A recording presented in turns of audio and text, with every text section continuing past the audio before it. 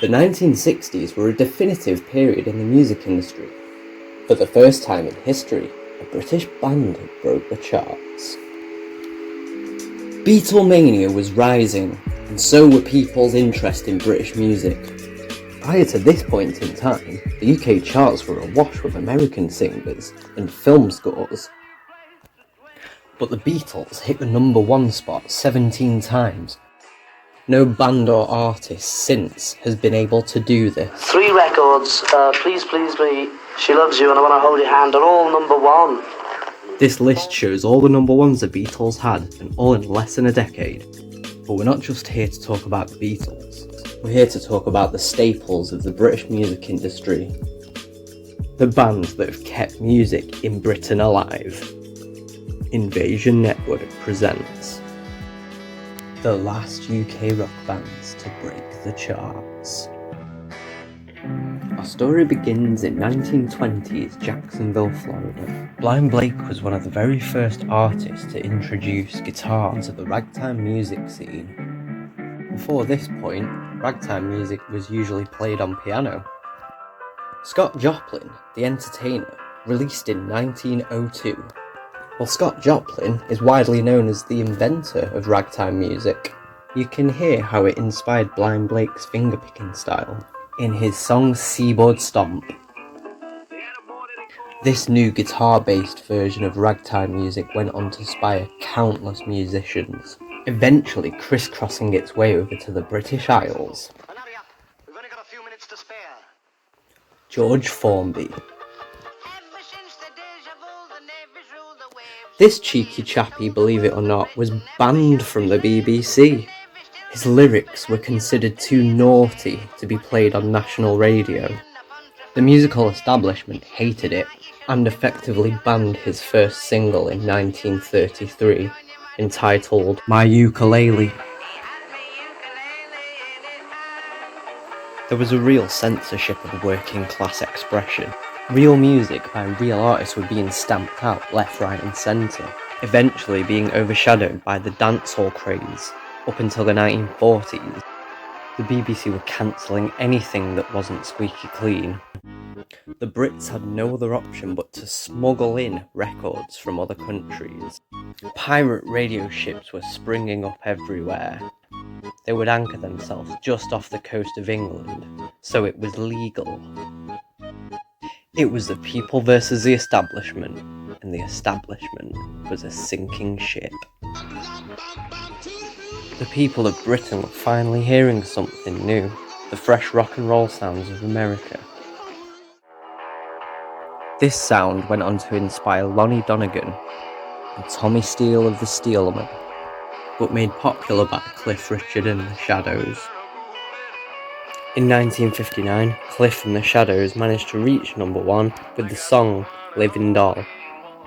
Even though American rock and roll music was popular over here in Britain, this was the first time a UK band was successful with this sound and made it into the charts. Although reaching a number one spot 12 times in just 4 years, Britain needed to find its own unique sound. We needed something made in Britain. Liverpool in the early 1960s would be the birthplace of this new British music. New acts like The Searchers, Billy J. Kramer, Jerry and the Pacemakers and the Hollies were just some of the first British acts to make it into the mainstream. The Cavern Club in Liverpool would be the breeding grounds for these new bands. With a distinctive emphasis on the beat and the snare, it would also undergo a new name. Beat music, or the Mersey beat. Rocking this new sound to the number one spot, bands like The Kinks, The Rolling Stones, The Animals, The Small Faces, and The Who would go on to become household names. But by the tail end of the 60s, bands were getting fed up of their squeaky clean image and wanted to try and orchestrate their music in a heavier way. The Who by 1966 cracked and started to smash their instruments on stage. Instrument destruction became an integral part of their concerts. Pete Townsend known for smashing up his Gibsons, later switching to Fenders because they were cheaper. Even Keith Moon had a go at it. The Beatles, they took this as a challenge to write heavier music. I got blisters on my fingers! To the bottom, I go back to the top of the side. Exhausted from constant touring, the Beatles, by 1966, had completely stopped playing live. Instead, they decided to spend more time in the studio, coming up with new concepts in sound. Helter Skelter was released on the 20th of November 1968. With this sound, they helped create a global shift in the music industry. It was the Beatles' heaviest song, and this sound would pave the way for a future generation. On October the 16th, 1969, Black Sabbath was born. Consisting of guitarist Tony Iommi, bassist Geezer Butler, drummer Bill Ward, and lead singer Ozzy Osbourne. They recorded their first album in London's Regent Sound Studios. It took them just 12 hours to record a whole album, opening with rain, thunder, and a tolling bell, followed by the tritone, known as the Devil's Interval, sounded the birth of a new form of music, heavy metal.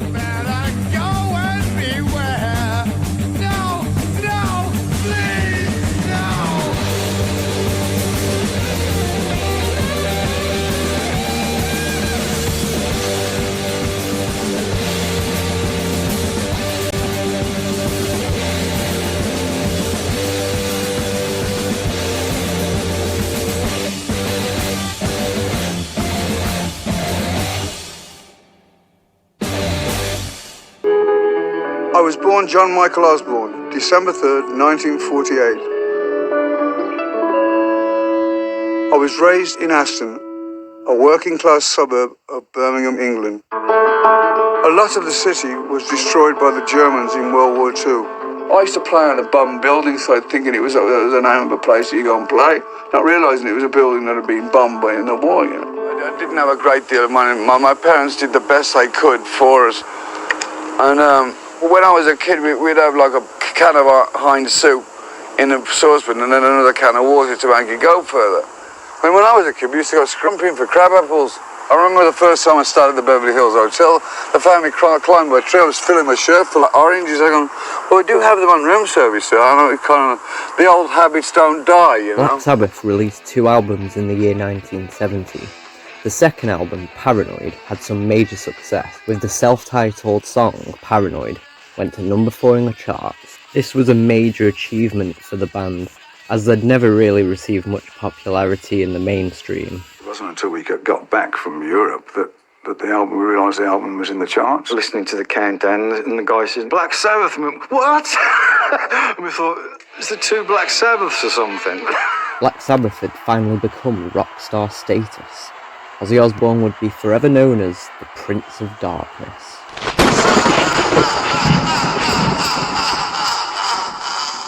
Now that the heavy metal riff had been invented, other bands would emerge, solidifying the unique raw sound of the 70s.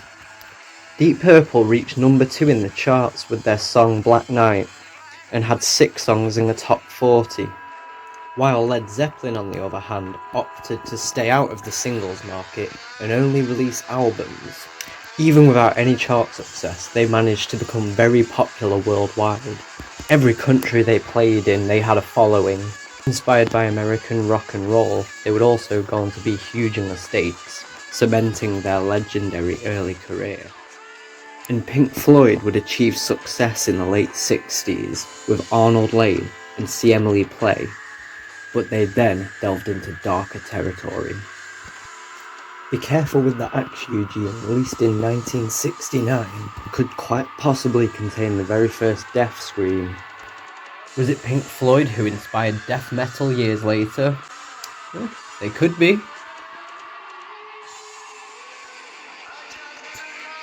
Many 60s bands turned to experimentalism in the 70s, including Hawkwind, who at the time was led by Lemmy Ian Kilminster, who they later on fired for his experimentalism. This upset Lemmy at the time, because if it wasn't for him, they wouldn't have reached number 3 in the charts. And David Bowie had his first hit in 1969 with Space Oddity. It reached number 5 in the charts. Bowie's audience would grow at a rapid pace as a result. By the end of 1972, Bowie had 8 hits in the UK charts, with 7 of them being in the top 10, skyrocketing Ziggy to stardom. T-Rex was another early 70s band on a winning streak. They reached the number 1 spot 4 times in under 2 years, and had 21 UK top 40 hits, and simultaneously spearheaded the glam rock movement with lighter riffs, big hair, and glittery cheeks. And the softer rock sound helped make rock music more accessible. In the mid-70s, softer rock bands like Status Quo were the next big thing. Influenced from old blues and rock and roll, they managed to make pop without being pop. They have only had 1 UK number 1 hit, but have had 22 UK top 10s. Slade, on the other hand, had 6 number 1 hits in the space of 3 years, and 16 top 10s. But it would be their Christmas song that skyrocketed them to prominence, and is still regarded as one of Britain's most favourite festive anthems, reaching the UK charts every December. And Elton John would also go on to break the charts. From 1971 to 1973, he'd already had 7 top 10 hits in the UK charts, his style ranging from subtle piano ballads to full-on stadium rock. Elton would be adored by a wide range of fans, and is still regarded a national treasure. Now unfortunately, I'm going to have to bring up this man. Gary Glitter. Other than being a disgusting paedophile, he also released loads of charting songs in the 70s. He had 3 UK number 1s and 12 UK top 10s. Why his songs are still in kids' movies, I have no idea. Anyway, swiftly moving on. Mud, another 70s glam rock band that really shifted those numbers in the charts. But let's be honest, bands were starting to lose their edge. The unnecessarily garish costumes didn't help. UK rock needed a resurgence. Motorhead. Established in 1975, they brought back the hard, fast sound of heavy metal. Lemmy Kilminster, who formed Motorhead, wanted to create the hardest sound in rock and roll. He later on achieved that goal, live and on tour. America with Ozzy Osbourne. And they came off that tour and came back and did a show at Portobello Football Ground. They could hear it 12 miles as the crow flies. At that time, Audio Lease put in the biggest audio system that had ever been assembled in the UK. It was like 135,000 watts. When they fired the rig up, they took out the local substation. It blew up. We were drawing so much electricity. Out of nowhere, the new wave of British heavy metal was on the horizon. A vast array of heavier bands started to emerge on the scene, alongside the inception of the UK punk movement, with bands like the Sex Pistols, the Clash, and the Buzzcocks being the main runners, all managing to reach the UK top 10. Punk became an escape for the disenfranchised people of the UK. When you're working all week and struggling to feed a family, it's pretty hard to sing about tiger feet in a disco. The Sex Pistols would cause major offence to the royal family. Their anti-establishment song, God Save the Queen, went straight to number 2 in the charts, coinciding with the Queen's anniversary celebrations. This caused uproar. The royal family and BBC had the song banned off every station, on the grounds of bad taste. The record company sacked the band and destroyed the 25,000 remaining LPs. The Queen officially stopped them from hitting the number 1 spot.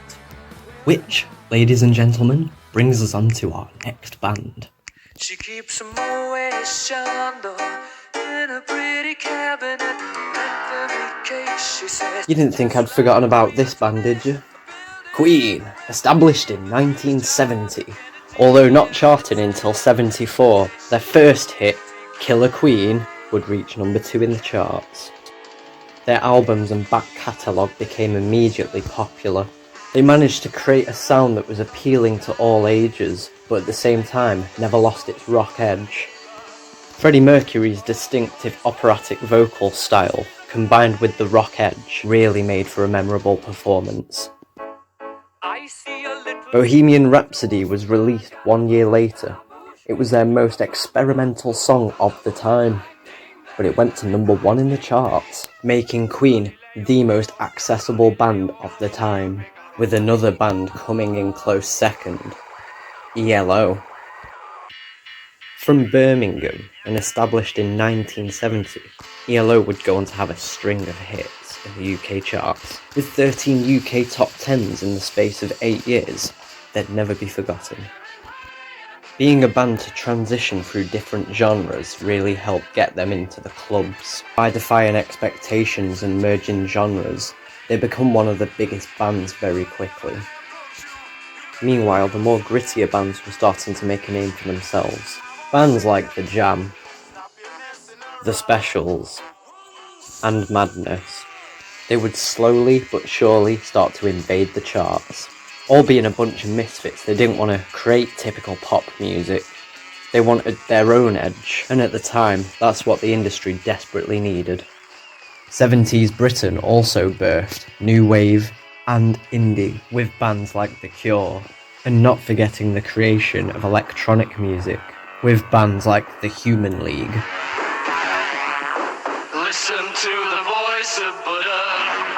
And Gary Newman. Highest new chart entry. Cars. With the introduction of synthesizers and oscillators, 70s music was going through a transformation. Cars by Gary Newman was released on the 21st of August 1979, and it reached number 1 in the UK charts and become a staple of the British new wave synth pop genre. And Joy Division put indie on the map. Unfortunately, the band only lasted 2 years, with lead singer Ian Curtis sadly dying.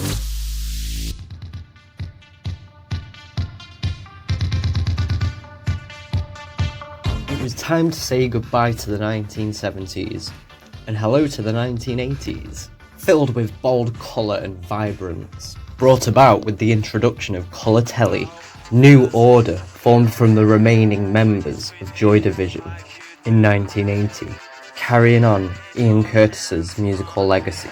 John Bonham, drummer with the British rock group Led Zeppelin since its inception in 1968, was found dead today at the home of a friend in Windsor, England. Bonham was 32. Good morning, everyone. I'm Tom Brokaw. This is today, December 9th. I'm here with Jane Pauley, and this entire half hour will be devoted to the murder of John Lennon, ex-Beatle, one of the best-known musicians and most influential people of his time. Lennon was shot and killed at about 11 o'clock last night outside his apartment building.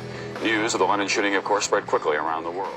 With quite an abrupt start to the 1980s, the sad death of 3 legends, the British spirit only knows one way to move on, and that's keeping the party alive. David Bowie reinvented himself, and he came out with Ashes to Ashes, which stayed at number 1 for 6 weeks.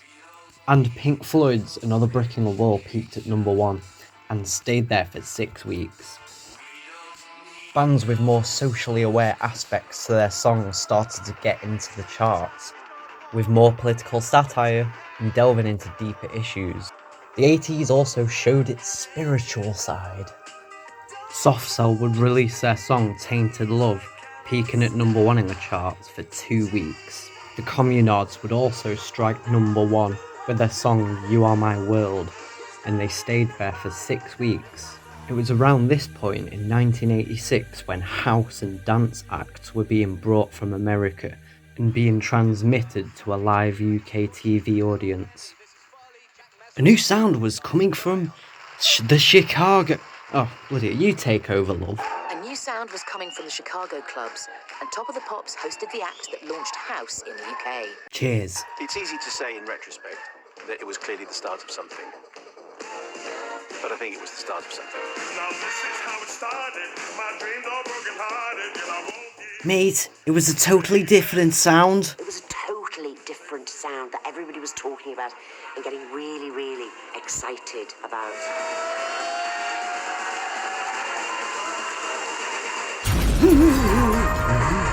By the late 80s, dance music had made itself popular through the underground network and via pirate radio stations. But it didn't take the Brits long to start a rave culture of their own. After 10 years of austerity laid out by Margaret Thatcher, the new generation wanted to live free. They didn't want to play the dusty old radio records. They wanted a fresh sound, a sound of the future.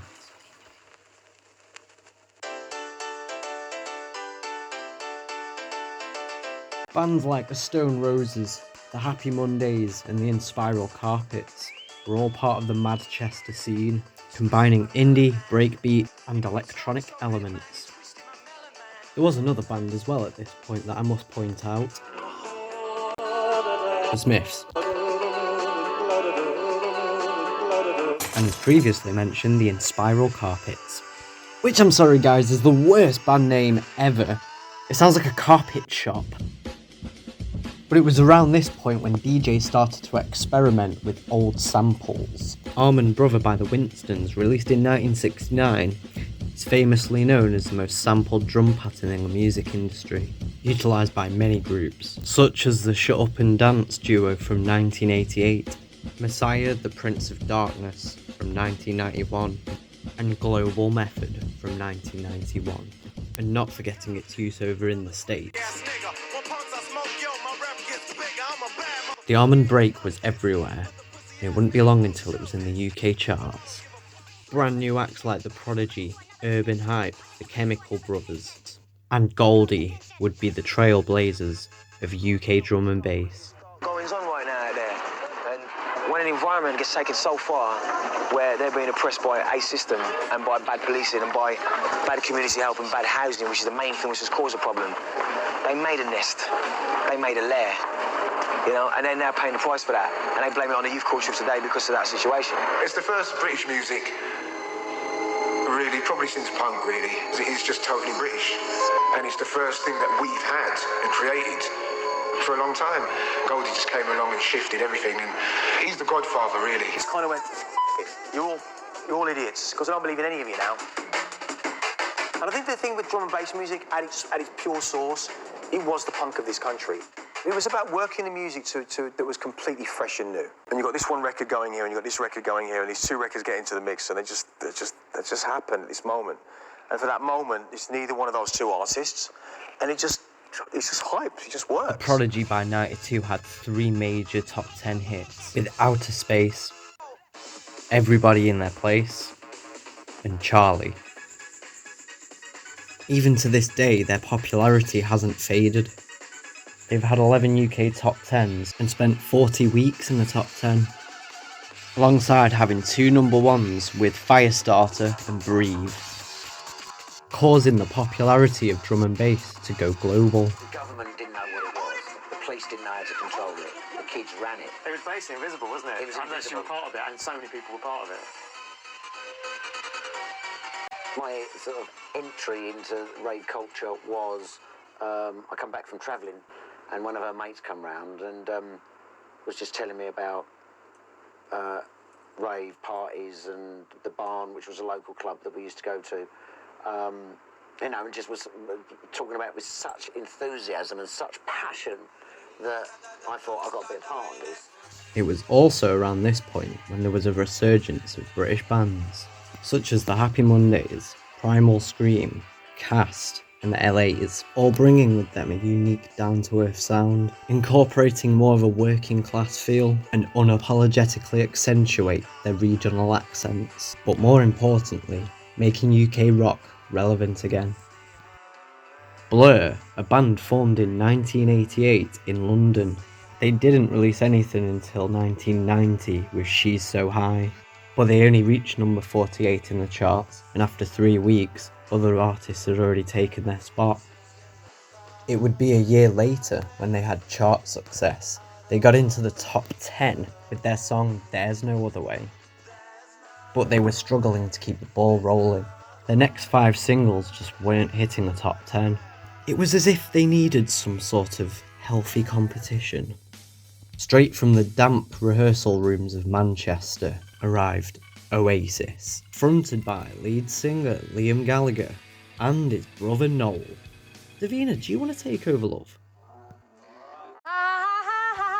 And I love Oasis too, and that's precisely why I made this wish last night, so I could see the band and you couldn't. You always have to rub it in. As you may have guessed, we've got Oasis here in the studio. It's Liam on vocals, Noel on guitar, and Paul Booned on keyboards. Booned. Their 1994 debut album, Definitely Maybe, went straight in at number 1 in the charts. 3 of the first 5 singles they released went straight into the top 10. And on the 6th of May 1995, they got their first UK number 1, plus being showcased on numerous TV shows, causing them to become one of the biggest UK bands overnight. Oasis had become an international success, and Blur felt overshadowed by Oasis's success, and they took it upon themselves to get musically competitive and release The Great Escape, which had more of an upbeat pop sound. Girls and Boys, released on the 19th of March 1994, went straight to number 5 in the charts, shortly followed by Park Life, which hit number 10 in the charts, boosting them into mainstream popularity and sparking a controversial feud over which band would make it to number 1, Blur or Oasis. It was the first time ever that 2 bands had been pitted against each other by the media. Oasis released Roll With It on the 26th of August 1995 in an attempt to hit the number 1 spot, but Blur managed to steal it off them at the last minute with their song Country House. Maybe I don't really want to know how your garden grows, because I just want to fly. Lately, did you ever feel pain in the morning rain as it soaked you to the bone? If that can't get appeal to people, right, and sell, right, but then a song that comes along which goes, girls who like boys, who dig girls who like boys, who dig girls who like boys, who love girls who like boys, who dig girls who like boys, who love girls who like boys. If that appeals to the mentality of a human being, then that's sad. Parlophone, Andy Ross, fuck off. I'd like to thank Noel for complimenting my wardrobe. Cheers, and I don't own a cardigan, you bastard. Oasis then decided to go all out and write a pop tune of their own. Oasis wrote Wonderwall, which shot up into the charts at number 2, shortly followed by their next pop track. And on the 2nd of March 1996, Oasis released Don't Look Back in Anger, which hit the number 1 spot, causing Oasis to go platinum, and ended up winning 3 Brit Awards, eventually stopping Blur from achieving any awards. I'd like to thank all the people, all the people, so many people, and they walk empty house, empty house through their shite life. After this, we knew that Oasis could hold their own, and they didn't really have anything to worry about anymore. What do you think of Blur these days? What? Not a lot. Not a lot. No. Yeah, I'm not in competition anymore with a Blur and that. Blur is Blur. You know what I mean? It took them 5 years to get number 1, right? It took us fucking 12 months, yeah? If you've got the time to sit down and worry about American culture creeping into British society, then I would get a proper fucking job. You know. He's such a condescending cock, isn't he, you know? Oh fuck, I wrote this album so I could stop American culture coming to Britain. Fucking wanker.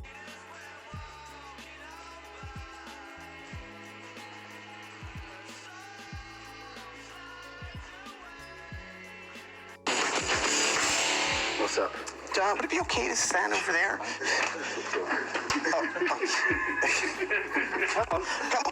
Stand there and ask your question. Okay. It's gonna be fine. Okay, I'll just. Okay. We're all gonna be fine. Okay. Don't worry about it, mate. Okay. Okay. As long as we got that on tape, that's all that counts. Well, what we're looking for here is lots of eye contact. Okay. Who are you? My name's Damon Albarn. Who are you? I am Nardwar, a human serviette. Damon, who do you have with you? Why do you call yourself a human serviette? I call myself the human serviette because I help serve the youth, but I want to help serve you guys right now, Damon. And who else do you have in the group with you right here? Who is the gentleman that just took my hat? That's a nice smile. All right, Dozy Bollocks, how you doing? Good to see you again. Good to see you again. Happy to be here. Are you happy to take my hat? Are you happy? Are you happy? Are you happy? Well, what about your other bandmates? Do you like taking all the attention? Are you? I am very happy. I'm not that happy until I get my hat back. You look happy. Now, Dave, you haven't talked about your other bandmate there. You're taking all the attention here. You're neglecting your other bandmate. Who's behind you right there? Damon, who's to your right? You all right, Dozy Bollocks? You happy? No, I'm not. You don't look happy. I am not. I want my hat back, please.